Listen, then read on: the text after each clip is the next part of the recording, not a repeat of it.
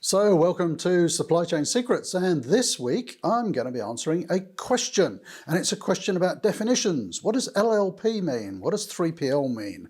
And a few other definitions of a similar nature. That's coming right up.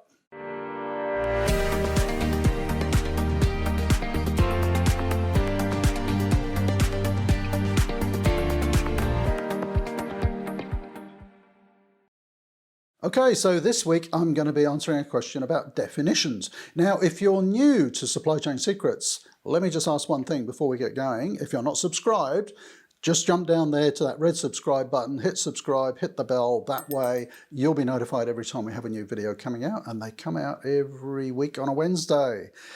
In fact, I'll let the cat out of the bag. I generally publish them on a Tuesday night Sydney time, but we aim for Wednesday, definitely out by Wednesday.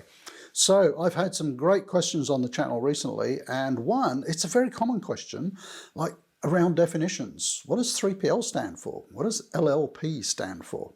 So I thought I'd run through a few, and I've just got a few notes here. So first of all, I'd say don't get hung up too much about definitions.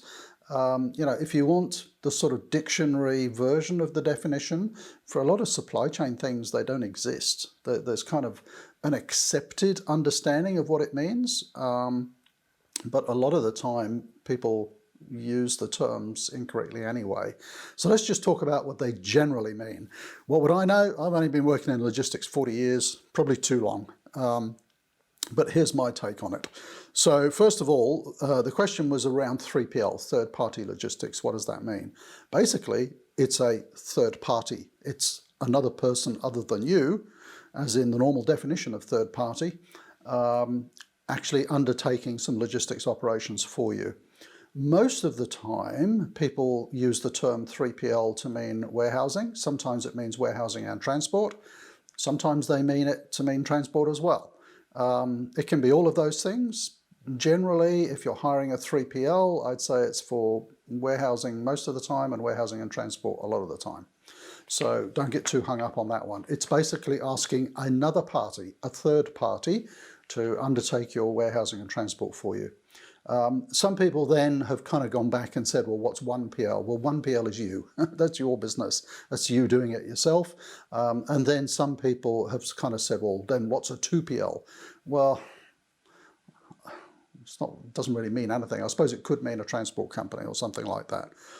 So the definitions really start from 3, third-party logistics, where you're not doing it yourself, you're getting someone else to do it. So then I suppose the next progression from that was a 4PL.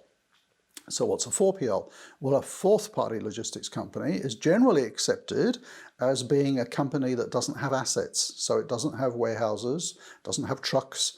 Generally what a 4PL is providing is systems and know-how to the 3PLs and to the client. So if you like, they're an overarching management and systems company, integrating things, maybe managing a number of third-party logistics companies.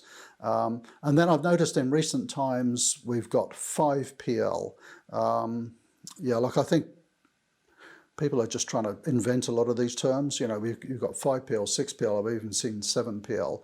These are just terms meaning that these are service providers who are moving further and further away from the client and higher in the hierarchy. So I think the generally accepted view of what a 5PL is really a technology provider. But I wouldn't get too fussed about that. The key ones to understand are 3PL, you're asking another company to do your warehousing and transport. A 4PL, which is basically a management company, managing the 3PLs on your behalf, maybe for a number of different clients, different companies, providing the management expertise and the systems. The other term on the question, which is an older term, was LLP. What's an LLP? It's a lead logistics provider. So this really came about before the days of 4PLs. So for example, you might have 10 different warehousing and transport companies looking after you, and one of them is considerably bigger and more experienced and maybe has better technologies, and you'd say, I want you to be the lead logistics provider and you manage the other ones. So I suppose using that definition, a lead logistics provider is kind of like a 4PL that is also a 3PL, okay? So I hope that's not too confusing. So they're helping you manage your other 3PLs, but they are also a 3PL, but they're providing kind of like a bit of a 4PL management function as well. So there we go. All I would say is do not get hung up too much on definitions. 3PL, 4PL are very common ones, and they're pretty easy to understand. I've had a lot of questions recently as well about, what's the difference between supply chain, logistics, procurement, distribution. If you'd like an answer on those, just comment down below, and I'll do that video next week as well. It's sometimes hard to know exactly, the interests of the audience, so there we go. Ask lots of questions, please. The more comments and questions I get down below the videos, then I know what content to produce that's going to interest you the most. So there we go. Definitions, 3PLs, 4PLs, 5PLs. If you've got a different view, tell us down below. And if you have other things that you'd like me to talk about in the coming weeks, comment down below. Don't forget to hit subscribe, and I'll see you next week.